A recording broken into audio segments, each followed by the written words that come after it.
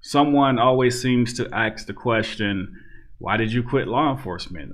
Or the other main question is always, how is it that police don't know the law? All right, so let's start with the academy. All right, I'm gonna try and make this really short because, the academy story is pretty short. It's not a lot, that we learned in the academy, which you guys already know that. I'm just going to confirm that right now. It's not a lot, So what did we actually learn in the academy? Self-defense, defensive tactics. How often did we go over the Constitution? Hardly ever. What we were taught is, hey, he ran a stop sign. Oh, well, that person ran a red light. So I knew how to write a ticket, I knew how to stop you and get your information. I knew all of this stuff. Now, the problem was we were always defensive tactics. It was always hands-on. I'm very well trained, hands-on, hand-to-hand combat, right? I was very well trained in that. But what I was poorly trained in was the Constitution. While on patrol one night, it was an extremely slow night. Nothing's happening. It's late, I circled the city a million times, at least my zone a million times, nothing's going on.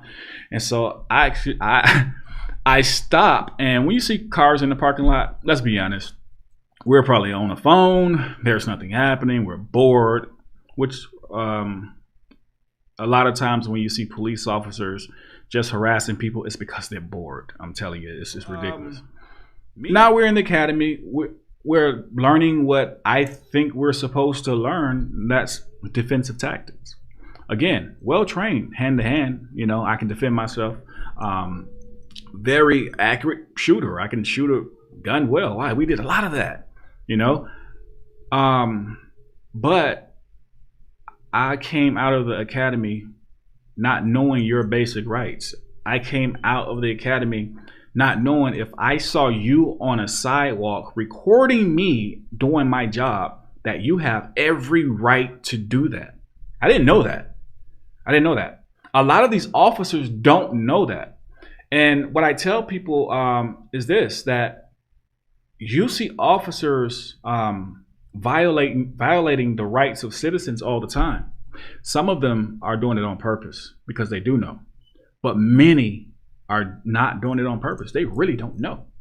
Now, I've never had the situation where someone recorded me and I had, oh, hey, you stop, don't record me. I never had that situation.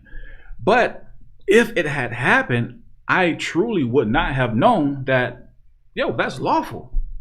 I would not have known that. Guess what? I don't know at that time, I didn't know what an easement was. I didn't know, hey, private property, public property. We were never taught any of that stuff. The only thing we were taught about private property is what tickets we can and could not, what tickets we could or could not write on private property. That's it. Nothing else. No more details. The Fourth Amendment, unreasonable searches and seizures. We listen. If you have probable cause, then search them. But we really didn't have a good understanding what probable cause is. When I came out of the academy, I really didn't understand fully reasonable articulable suspicion versus probable cause. All right, I didn't understand that fully. So these things were just the Fifth Amendment. Yeah, I know the Miranda. I know we read you this, that you have the right to remain silent. But if I ask you a question and you say I'm not going to answer any questions, at that time I would have been puzzled. I'm like, what do you mean you're not going to answer questions? So what I'm really saying is this. We really didn't go through details of the Constitution. Like, and the reason I named those three, First, Fifth, even the Second Amendment, because that's a problem as well. Especially in the open carry state, you see someone walking and they're openly carrying, and you approach them like it's a problem, but that's their right.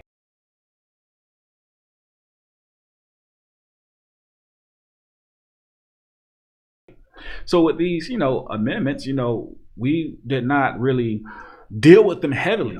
In short, we learned nothing besides defensive tactics. So I read, but it helped me to learn certain things that we never covered in the academy, like certain case laws. In the academy, the only thing we really studied for was to pass a test, and that was it. We didn't put a whole lot of effort into it. So again, one last time, when you see officers on the street violating your rights, chances are they really don't know they're doing it. Now, again, I want to put this out there. There are plenty who do know they're doing it, but there are chances that some officers just don't know. Which leads me to my next point: qualified immunity. I've received that question quite often. What do I think about it? I think it's a contradiction, because for you, ignorance of the law is no excuse. For an officer, ignorance of the law equals qualified immunity. It's a contradiction. Hardly ever in any situation I would say that should actually be a thing. It should exist. I wouldn't say do away with it 100%, but I think it should truly be on a case-by-case basis. So qualified immunity, I think it's a contradiction, and it shouldn't exist in the form or the way that it exists now. Should you have known this? Why do you not know this? You know, and when it comes to the Constitution, anything in that Constitution that you do that you that was violating any of those amendments, I don't think qualified immunity should be applied to that particular officer, because you swear an oath to something that you do not know. Law enforcement means you are enforcing laws. You are enforcing things that you have no clue of, but yet you're falsely swearing, saying I will enforce it. It's impossible for you to enforce it if you don't know what it is. So really quickly, to sum it up, cops just don't know the law. It is what it is. And it's based on academies.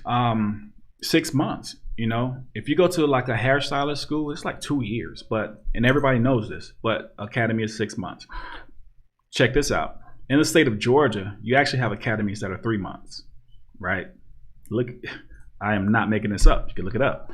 You have very, very short academies in the state of Georgia. Maybe in other states as well, but I know about Georgia.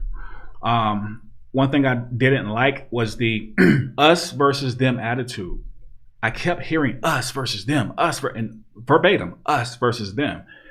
And I'm like, I didn't know inside it was us versus them. I've seen things around the country. I've seen things on TV, and it made sense while I was there. Like, this is why things are happening the way they're happening, because the mentality, the culture, everything is us versus them. There is no let's go protect and serve. It's us versus them.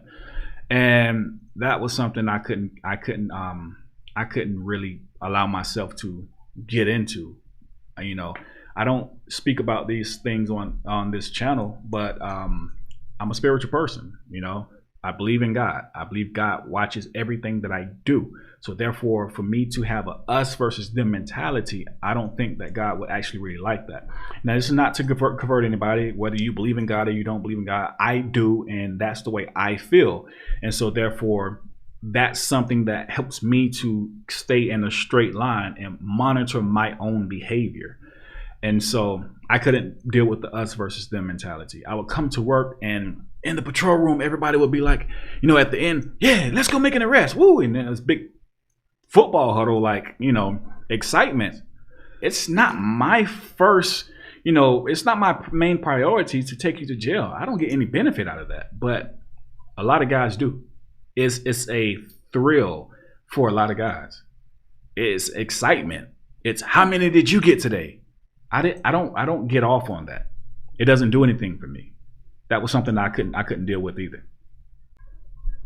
The power trip. A badge and a gun will turn, an excuse if this is offensive to anybody, but a badge and a gun will turn the biggest coward into the biggest hero. And what do I mean? The biggest coward, without that badge and without that gun, couldn't defend himself without that badge and gun. But once he puts it on, now all of a sudden he's Superman. And he acts like Superman, or the evil Superman. Why? Because it's a power trip. So what I did, I'm at one department and I'm not feeling the culture. I go to a different department. Maybe this one would be better. I actually work for 3 different departments. And if I had to pick, I would say the first department probably was the best as far as the culture, because it wasn't as bad as the others, but the last 2 were pretty bad. it was a very, very strong us versus them mentality, a very strong power trip. I'm going to be the man and you're just nobody. Citizens are nobody. Another quick story. I'm on scene. I'm at a hotel. I won't mention the hotel in the video, but we're at a famous hotel chain. And the front desk wants the people upstairs occupying the room, they want them out. Me and another officer, we go up, we're talking to them. They're obviously upset. They're frustrated. They want their money back. They're screaming. They're yelling. I'm able to talk to them. You know, I do believe that God gave me the ability to talk to people. You don't have to talk down or talk trashy to people to get them to listen to you. I'm able to talk to these people and they're just calming down, and I'm like, you know, I let them know I'm not here to give you a hard time. This is their request. And we talk and they understand, and like, you know, I'll go talk to them about let them know that you want your money back, because as a paying customer, you have every right, you know, you got rights as well. And so I'm just trying to play the mediator. And lo and behold, here comes one of the super cops. He comes on scene and everything goes back haywire and out of control. Why? Just because of his attitude and his approach. I hate these super cops who I couldn't stand when super cops showed up on my scene. They would make my job a lot harder. And I was frustrated with going to work. Like, man, I don't want to go to work. I don't want to work with these guys, you know? I would like to have a career or a job where when I go to work, I'm okay with going to work. I don't want to go to work and have to feel like, man, I don't like these guys that work with these guys. And you know, when you conduct a traffic stop or something like that, people always say, I know my rights. I learned quickly, because the more I began to learn and read and really learn the Constitution and things about it, I learned that most people don't know their rights. If you ask a person, well, what are your rights? They're only going to tell you what they think should be right. They think what they think should be right in their mind. They actually think that's lawful, but it's like, no, that's not it. That's not actually what's written in the law. Your rights is going to be what's down on black and white. Your rights is going to be that Constitution. Okay? And they don't know that.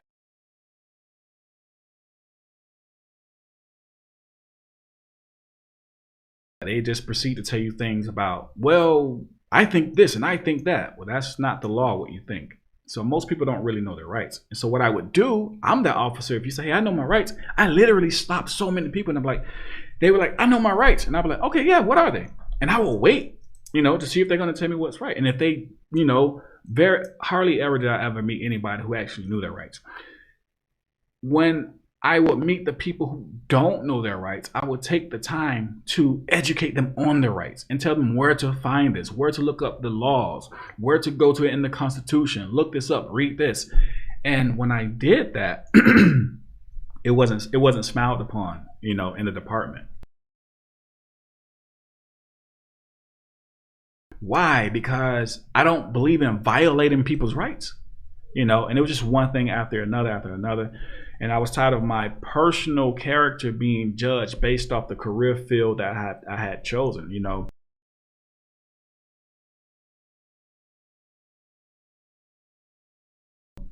I just didn't want to deal with that anymore. Why? It's the culture, and naturally the citizens are going to view you that way because you're wearing the same uniform. It's like a guy wearing a bank robber uniform. Well, you may have never robbed a bank before, but guess what? You look like you may have robbed a bank. So I understand when, citizens will look at me as in the same light as everybody else.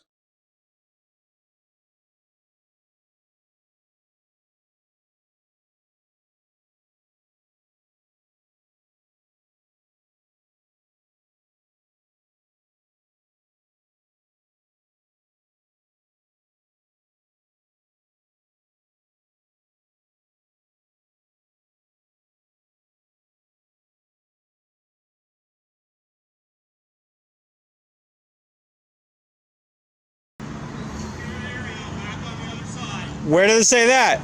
Secure area, back on the other side. Where does it say that? You're trying to bait me. Get back on. No, I'm not. Get back on. Your trailer doesn't have a license plate on it, sir.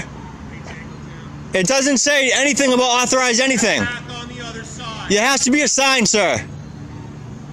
There's no sign saying anything.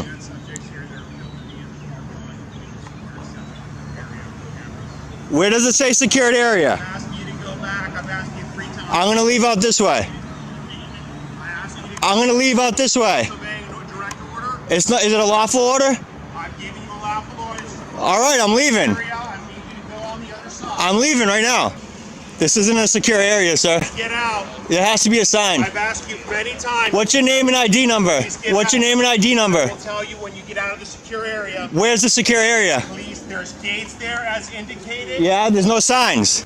Please get out. There's no signs. Hey, Tango 10, 10, 9. Get a supervisor out here now. Get a supervisor out here now. This is all public property until marked otherwise. It has to see authorized personnel only, no trespassing, anything of that sort.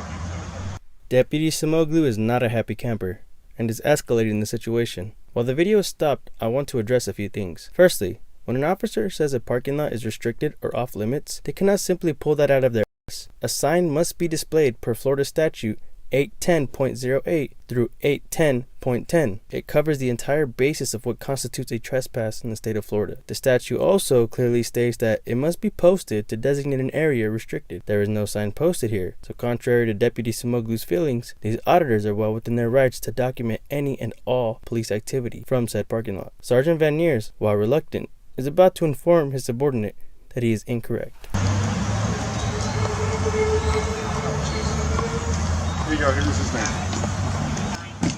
Right, sir? It has to be marked with The signage. gated, normally we don't like going in here because we have like donations for giveaways and Yeah. so forth, like bicycles, and our marked units are here, so the Yeah. gates normally keep everyone out. Yeah, but So, by law, it has to be actual signs. So that is kind of one of the things that we look for. Right. So what you guys are referring to is actually Florida Statute 81008, 81009, 81010. So in order for this to actually be considered, it's posted. Yeah. Yeah. I understand. that, Okay. 100%. He doesn't.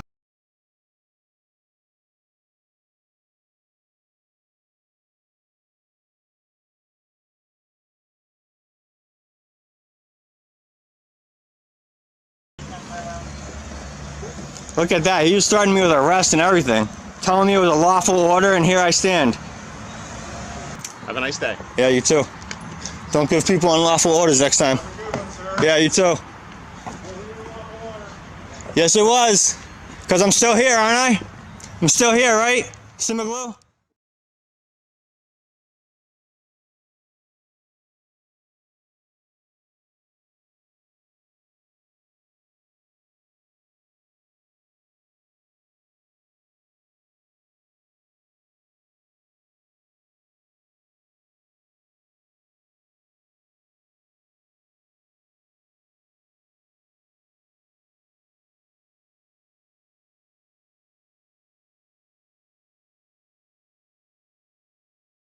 Overall, Officer Mosqueda gets an F for misrepresenting New Jersey's identification laws, baselessly accusing Mr. State of violating multiple irrelevant statutes, and for displaying a fundamental misunderstanding of reasonable suspicion and the First Amendment. It is clear from the video that Officer Mosqueda was operating under several misconceptions about New Jersey statutes and the concept of reasonable suspicion, and it is difficult to say whether this was due to a lack of training or an intentional effort to force Mr. State's compliance. Regardless of the root cause, Officer Mosqueda's conduct and rationalizations were contrary to everything that he should have been taught during his tenure at the police academy. There is no doubt that he was in dire need of more training before interacting with the public again. It should also be noted that a use of force database operated by force.nj.com reported that Officer Mosqueda used force more often than the average officer in the state, and that the individuals he arrested were also more likely to be injured than individuals arrested by other officers in the department. Considering this information, with the conduct that he displayed during his interaction with Mr. State, it is relatively safe to assume that Officer Mosqueda is a danger to the public at large and a significant liability to his department and the city of Toms River. If Officer Mosqueda had arrested Mr. State, then he likely would have been the subject of a serious lawsuit, and there is certainly an argument to be made that the city of Toms River and the Toms River Police Department bore some degree of liability for failing to properly train him, especially considering that Officer Mosqueda had already displayed a pattern of behavior that favored an unnecessarily higher volume of use of force incidents. This interaction highlights the notion that there are many faults within the current structure of training for members of law enforcement, and it is extremely difficult to understand how Officer Moschella graduated from the police academy with such a lack of basic knowledge regarding New Jersey law and civilian rights.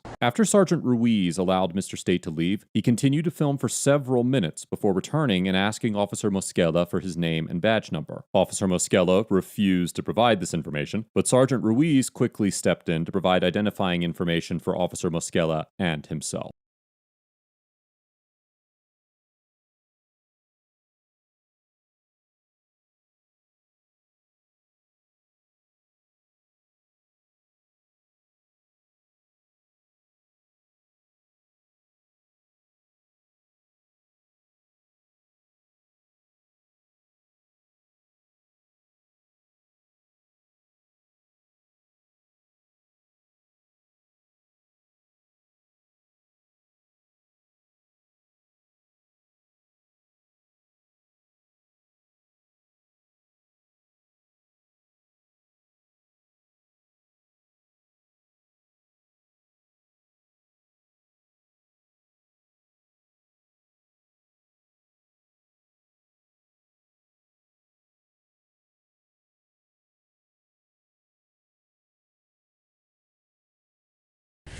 Yeah, I'm Mark with the Sheriff's Office. I'm looking for an Eli Tolley by chance. Do you recognize that name? He's in jail. He's in jail? Yeah. Okay. So the reason I'm contacting, there's a white Ford Expedition down there at the school. Oh, okay. So it's parked down there. It looks like it's been there for a bit. Yeah, he's in jail. Okay. Yeah. Do you know who the car belongs to? That's Eli's. How'd you get in? Through the gate. It was locked? There was a chain on it, yeah. Okay, it was just... All right. Is there an issue? No. I just wondering. Okay. So there was a note left on the console there. Yeah. That said somebody had effed up and the keys were in the by the gas cap and a phone in the console. I'm just making sure everybody's okay. At this time, I don't want to answer any more of your questions. Just to be, all legal and stuff. I don't know what this is about, so.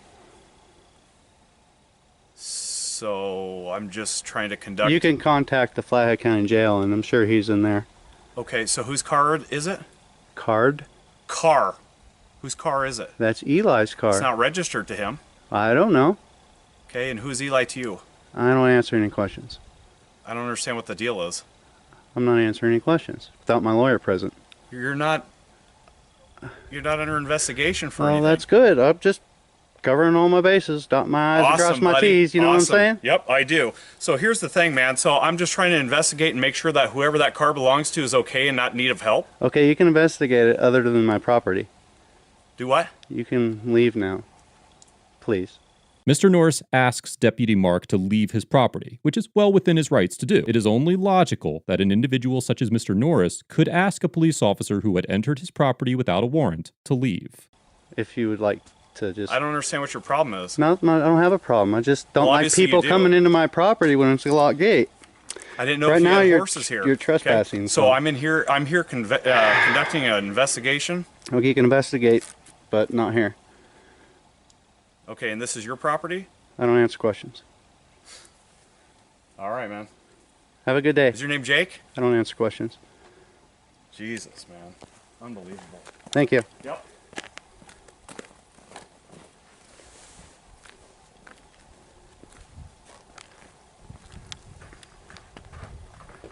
I'd like you to leave my neighbors alone, please. Okay. Hey, Skip, don't answer any of his questions. So, yeah, there's a car that's parked down there that has a piece of mail in it. Okay. That comes back to an Eli Tolley at this address. Yeah, so, me, so. What's that? That's not me. No, I understand that. I'm just making sure everybody's okay, but he obviously doesn't want to help me out in any way. So, do you know who the car belongs to?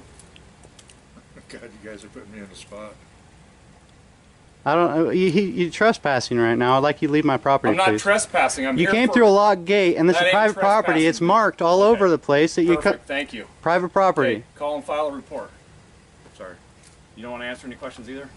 What's your name and badge number? What I'm trying to figure out is just whoever The has guy the car doesn't is live here okay. anymore. Okay. And he's currently in jail? As far as I know. Okay. Yeah. And it's his car? We don't answer any questions. Okay. Have a nice day, officer. I'll leave when I'm done.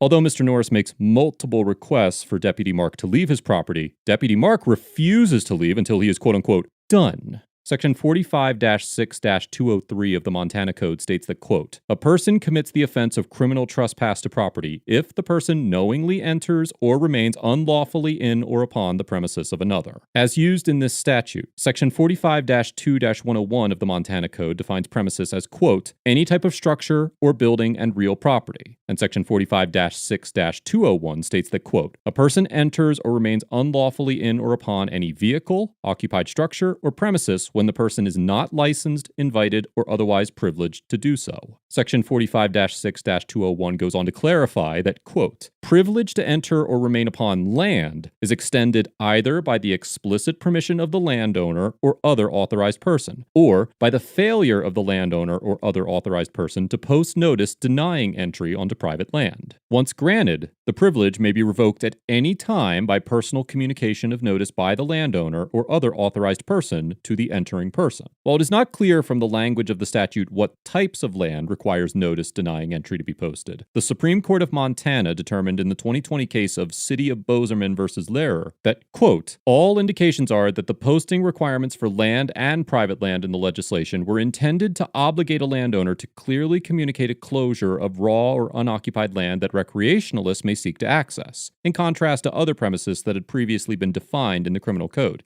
and which is still so defined. There is no basis to conclude that the legislature intended to impose a requirement upon property owners in residential neighborhoods to post notice in order to deny or revoke a privilege to enter their property. Given this interpretation, it seems likely that a court would conclude that entering Mr. Norris's locked gate would be trespassing, although it is difficult to predict with any level of certainty without more information about the nature and location of the gate and the lock. However, even if a court decided that entering the gate was not trespassing, because the privilege to remain on the property can be revoked at any time, failing to leave after being asked to do so would almost certainly constitute trespassing. Okay.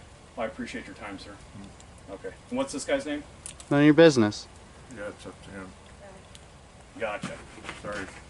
Okay. Well, if I was living here, I'd probably find a new place to stay because this is ridiculous. So, have a good day. You too. Okay, this is harassment now. I'd like you to go. Yep, it's harassment.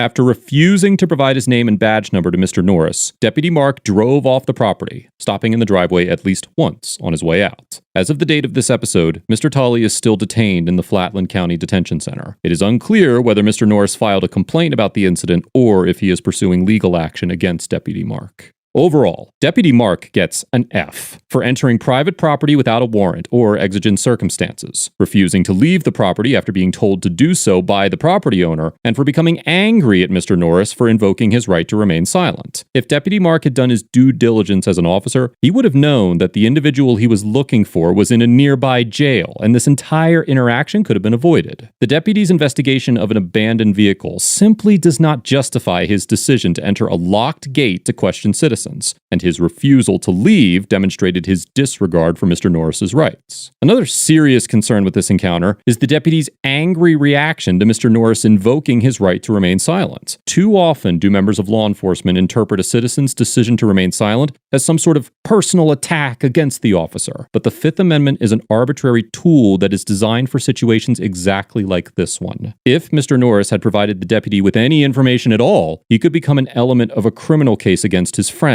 and the right to remain silent was designed to shield individuals from incriminating themselves. While it may be true that Deputy Mark was carrying out a legitimate investigation, any information that he acquired through an illegal act would likely be useless in a courtroom, and remaining on Mr. Norris's property after being asked to leave served as nothing more than a demonstration of power.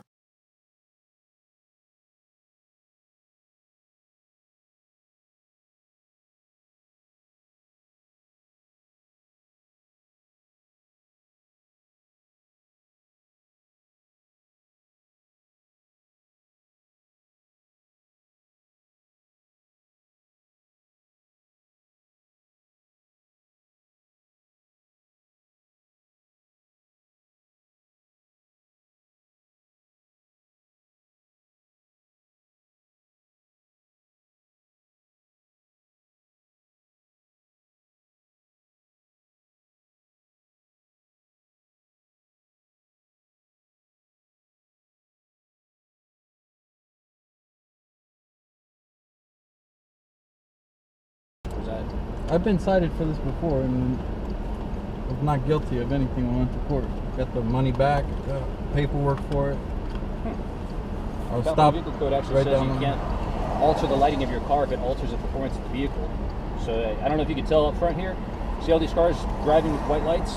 When you do yellow lights to the front, it actually alters the performance of the lights. Is that what it is? It does. There's what I cited for. There's the refund check. Okay, that's fine. And this vehicle code right here says they can be white or yellow right here. Yeah, it's not that section there. That just applies to lights. Your headlights are white. That's what the dealership, they install white lights to the front. Here you go. Well, this includes headlights here. It says the light emitted from all lamps and the reflected light from all reflectors visible from the front of a vehicle shall be white or yellow.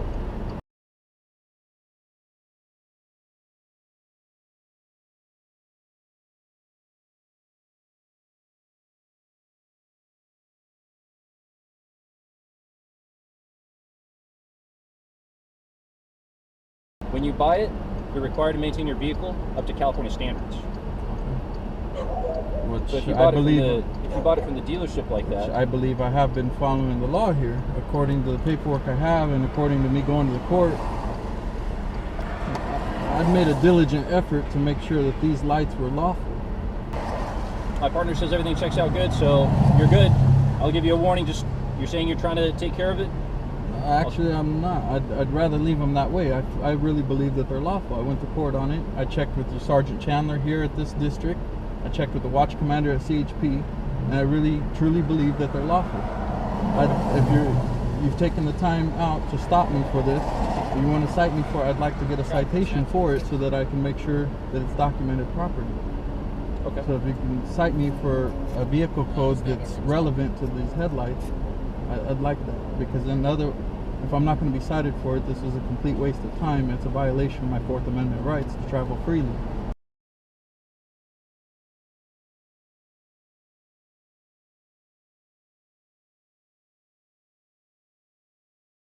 But it's not a violation because you committed a violation. That's why I stopped you. If you tell me I committed a violation, I'd like to be cited for it, please. I've already been cited for it, and it was deemed lawful. Okay. So please go ahead and cite me for it. I'll wait patiently for that. Okay. Well, that's your option. That's your request. Okay? I'd like the citation so I can go to court and do the same process again. Therefore, I prove that I'm being targeted and harassed by Fresno PD over the same issue several times. This is the seventh time I've been pulled over for this. I've never stopped.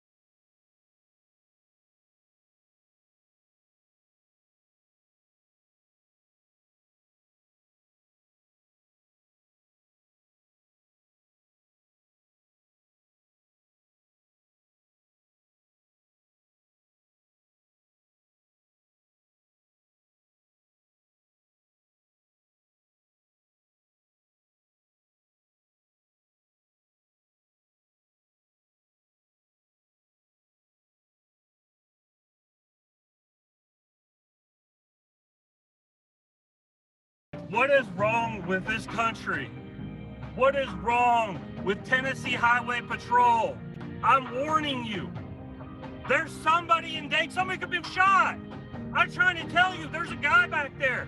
He could have been dying. You're so worried about me getting out of my vehicle, warning you about it. They were so worried about me getting out of my vehicle to warn them, because you should have stayed in your vehicle. Yes. So I pull up to the corner. I'm already on the phone with 911. I was trying to let you guys know there's a guy walking a Doberman and two dogs are trying to attack it.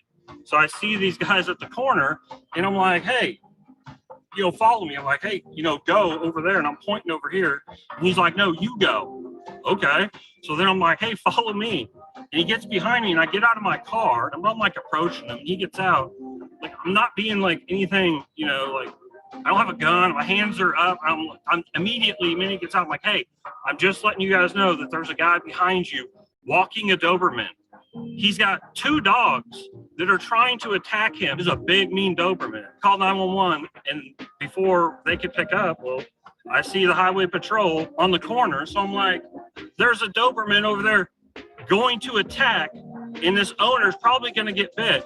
But instead, they want to tell me, hey, you don't get out of your car. First off, I understand and I respect law enforcement. I immediately said that there's a guy going to be attacked, and instead, they're worried about me illegally parked, is what he said. I said, am I detained or am I free to go? And the other guy who decided, like, he's the big boss, he said that, yeah, you're being detained for illegally parking. So I have been illegally detained because I'm not illegally parked. I'm trying to tell you that somebody's life could be in danger. Granted, this Doberman was mean. I mean, this thing was big too, like stocky. It was stout. This Doberman is going to end the lives of those dogs. I ain't worried about that. But what I'm worried about is you have somebody whose life's in danger. Possibly, the dogs could attack him. Granted, the Doberman's going to win. But they're so worried about, I'm getting out of my car. I understand, don't get out of your car, don't go towards the cops. But let's put it in perspective. Like, I immediately tell you, somebody's life is in danger, but you're more worried about telling me not to walk up to you. You could tell instantly these are the high school bullies. They picked on some people, and the second guy, when I asked, am I being detained or am I free to go? He walks in front of my car. Yeah, you are. You are being detained. And I asked for what? And he said, because I was illegally parked. I'm not illegally parked. I'm actually parked on the side of a road across from a flea market. There's lines in front of me for parking. So I'm not sure how the illegally parking really works, but I have been detained for warning law enforcement that somebody's life is in danger. But because I didn't wait for them to stop, get out of their car after I flagged them down, I've been detained. So, yep, thank you, appreciate that. Yeah, I sure did. Here's the officer. There he is. There's the dick right there. Do I have to sign it? Is there a law saying I have to? Sure. You can give it to me then. Because you already pulled me over for illegally parking, even though that's not illegally parked. Illegally parked in a parking zone. There it goes. That's that right there. I am a bully. Somebody's life's in danger, but they're worried about what I'm doing. You can fuck. There they go, guys. Illegally parked in a parking zone. They're so worried about that. And now I have a ticket. I warned the cops about somebody's life in danger. I warned them. I was like, hey, this dude's getting attacked by dogs. And I got a citation. We criticize these police because they got to make split-second decisions that are life or death. Somebody else's life was in danger, but instead of you worrying about their life, you're worried about your ego. That's the problem. I'll fight the ticket, and I'll win. Somebody could have literally died. I could have been reporting somebody getting shot. But you're so worried about giving me a citation because of your ego. That's what's wrong with criminal justice, and that's what's wrong with the police.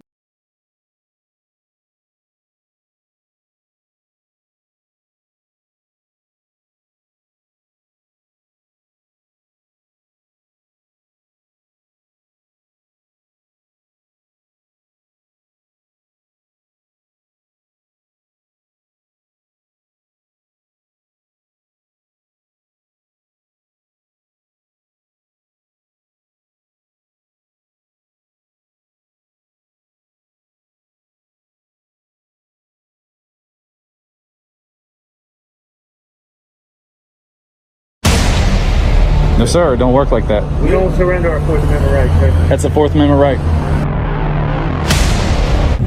What you just witnessed here would be a career ender for most, but instead, more than likely, no disciplinary action will take place. However, it falls within the elements of 750.88 of the Michigan Code. If you take something by force, it falls within a robbery statute, and by force, it has to be done against a person.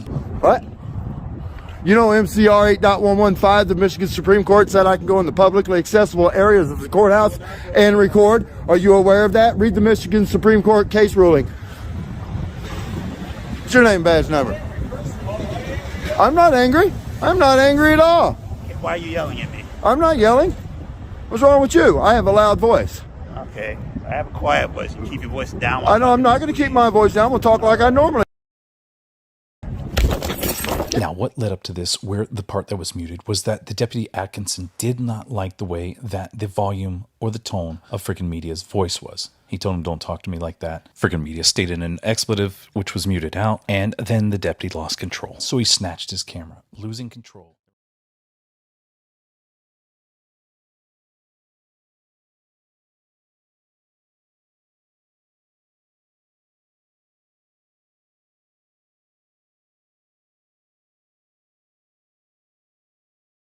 This first video comes to us from Tigger Maddie's channel and shows Miss Maddie test driving a vehicle from her husband's car lot where she is stopped by a Montgomery County Sheriff's deputy in Montgomery County, Texas.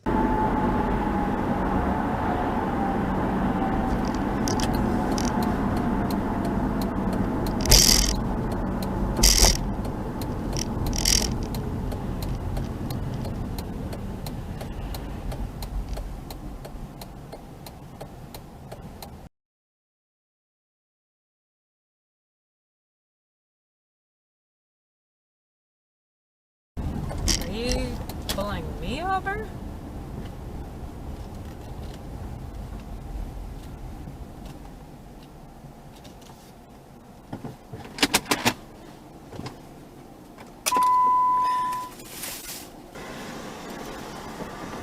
I just took my seatbelt off as a habit. Yeah, I just took this off, just so you know. I wasn't driving without a habit. Huh? That's the reason you're being stopped. No, I just took it off. Miss Maddie is attempting to be honest with the officer, but the officer takes advantage of her honesty and considers it an admission of guilt. As noted earlier in the video, the officer passed Miss Maddie going in the opposite direction and could not have had a better view of the seatbelt if that's what he was looking for.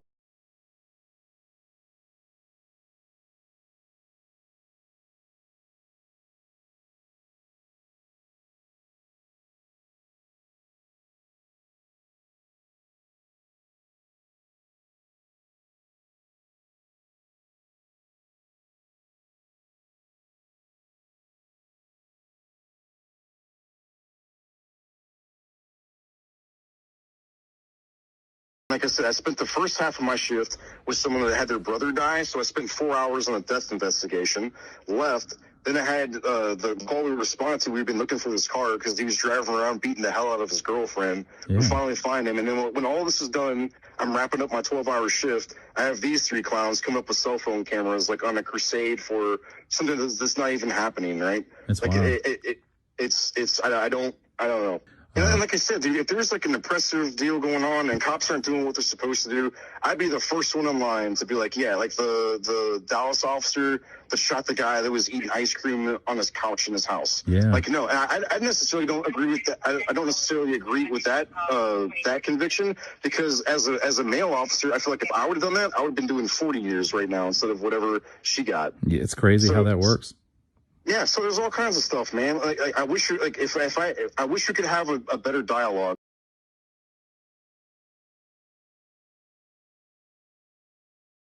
If one of our officers, when I was working, would have done that, they would have had to explain to their chief, why are you talking to this? Why are you jeering?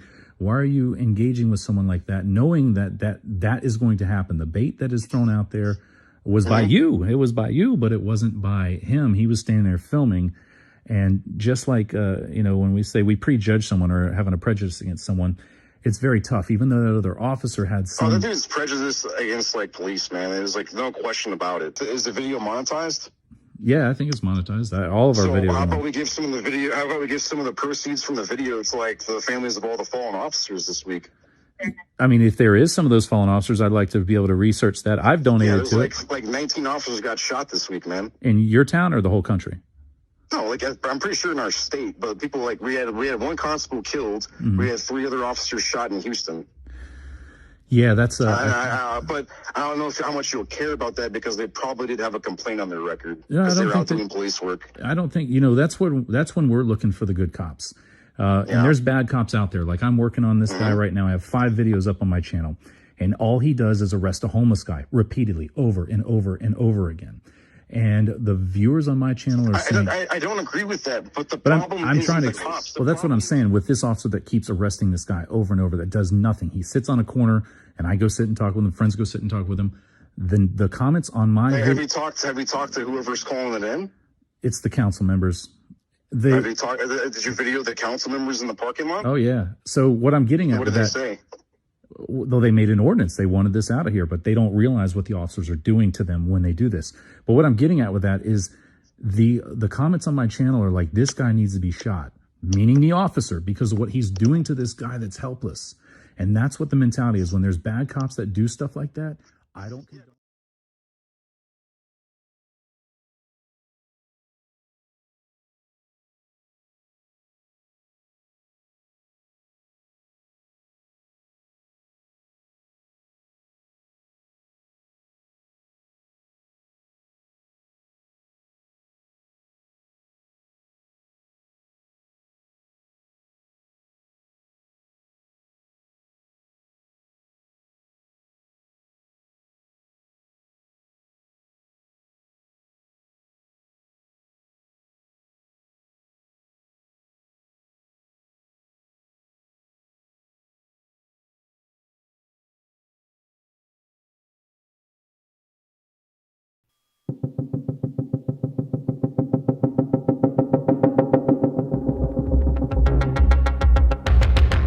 Perfect.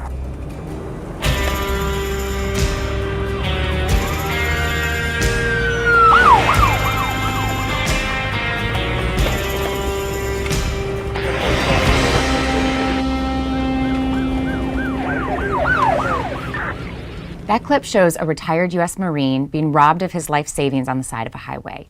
He was not arrested for, charged with, or convicted of any crime. He wasn't even ticketed. This is a rare glimpse into an abuse of power that thousands of innocent Americans experience each year. Through a public records request, the Institute for Justice was able to acquire body and dash cam footage of an entire roadside seizure, from the initial traffic stop to the seized money being deposited at the bank. This is the most complete footage we have ever seen. On February 19, 2021, our client Stephen Lara was pulled over outside of Reno by the Nevada Highway Patrol. He was driving to visit his daughters in a small California town just west of Reno.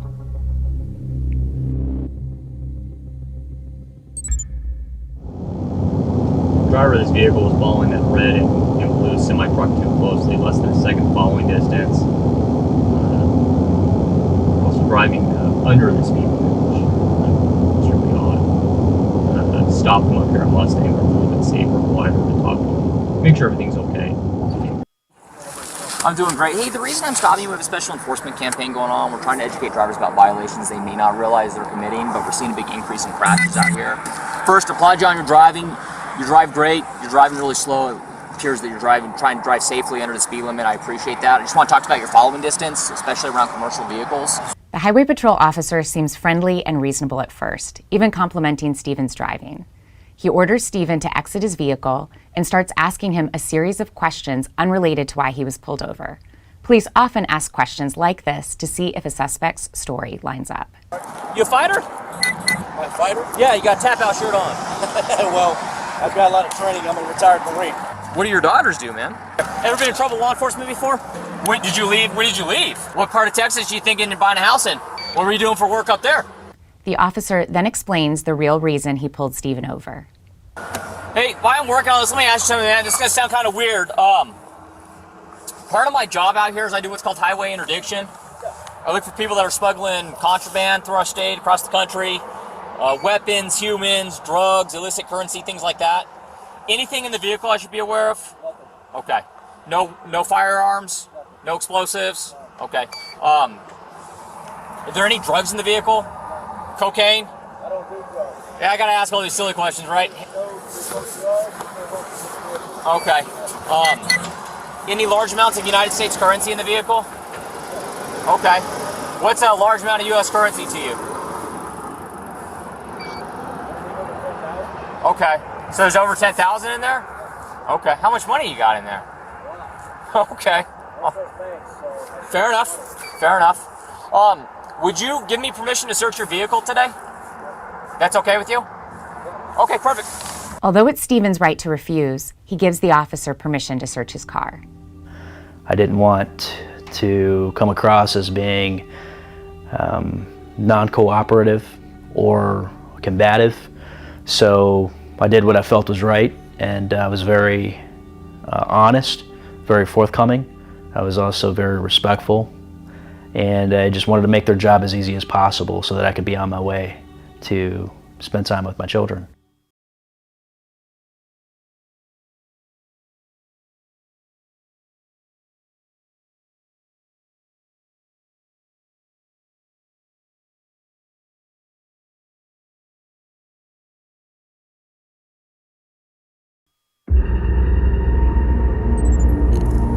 Hey Shane, how are you? Good. Hey, can you head out to a traffic stop? Or are you busy on that other stuff on today?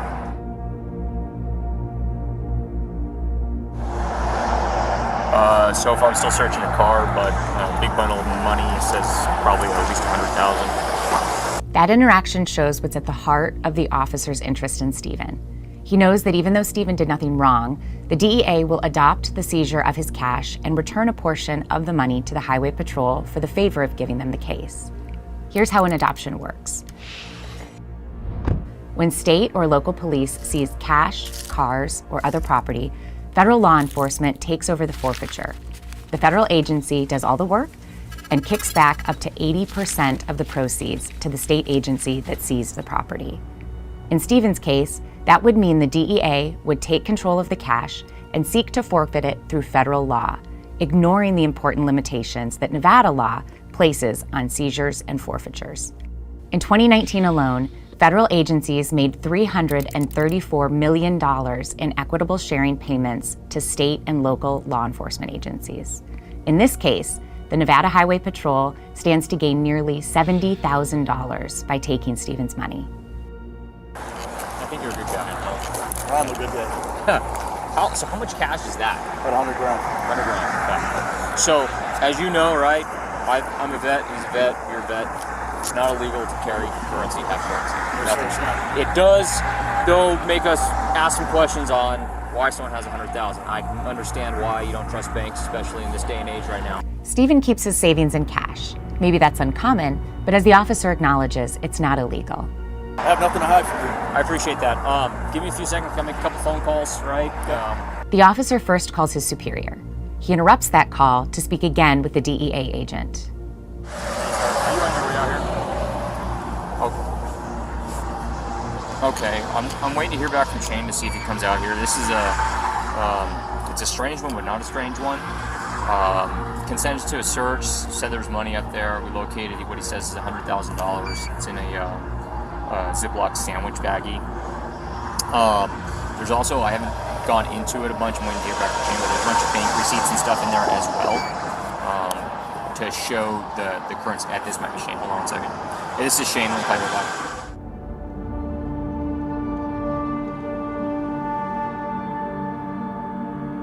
Around 20 minutes later, the officer's superior, a Highway Patrol sergeant, is recorded on his body cam chatting with the same DEA agent who apologizes for not being able to make it. No issues. It's too easy to do an adoption. You know, we contacted you, so I think everything's going to be okay. And I'll text you the money count after we get it. It'll probably be a couple hours. Remember, there's still no probable cause to seize Stephen's money.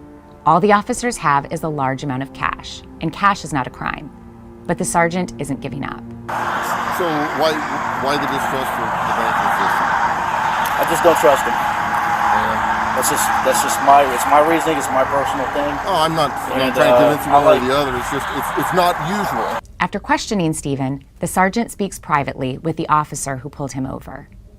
What are your thoughts, Chris? I kind of leaning more towards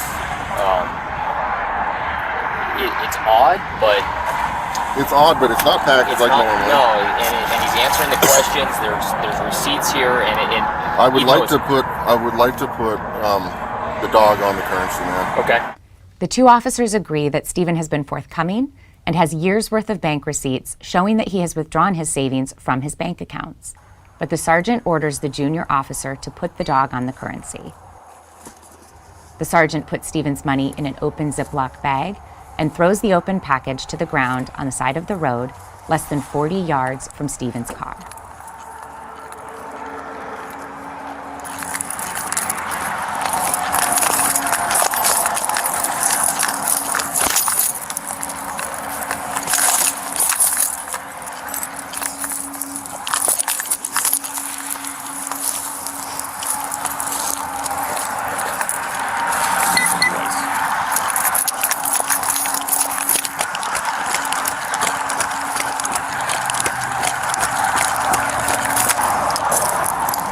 Positive alert. Huh? We'll go forward with it. Okay.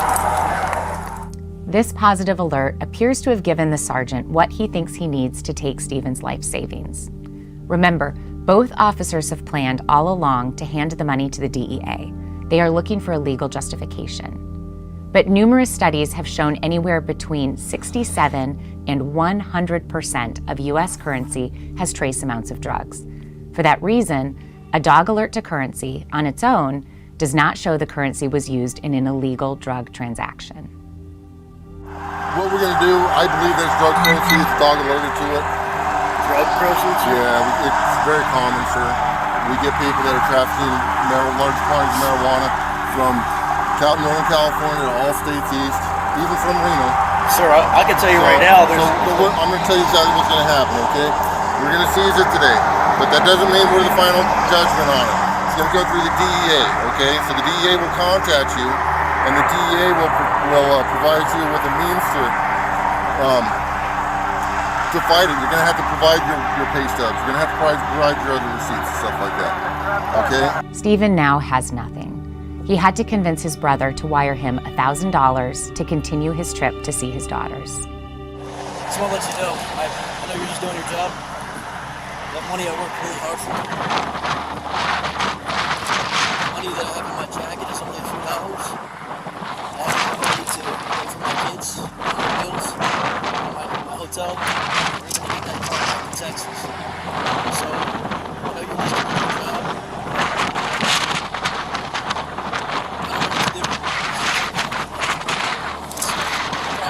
Stuck here unless somebody sends me some money. There's no way of providing for my children this money. Get back to Texas.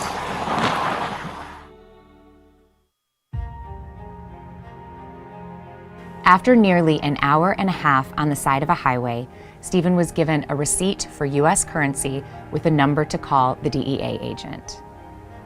This is all I get here? That's what you get, yes, sir. You're going to get noticed in the mail as well at that address, okay? I find it even more so concerning that if this could happen to me as a combat veteran who served overseas in Iraq and Afghanistan, this could happen to anybody. After 6 months without his nearly $87,000, Stephen sued the DEA in federal court to get it back. Only then, after the Institute for Justice filed a lawsuit on his behalf and the Washington Post called the agency for a comment, did they agree to return Stephen's cash. Stephen may have gotten back his money, but his case goes on. Stephen and the Institute for Justice are also suing the Nevada Highway Patrol in state court to make sure that this doesn't happen to anyone else. Stephen's situation isn't unique, but he is one of the lucky ones. He will get his money back. Most victims of forfeiture don't have a public interest law firm like IJ to take their case. And if they cannot afford an attorney and cannot figure out how to navigate convoluted forfeiture processes on their own, the government walks away with their property without ever having to prove any crime. This highway robbery must end. It is time to abolish civil forfeiture.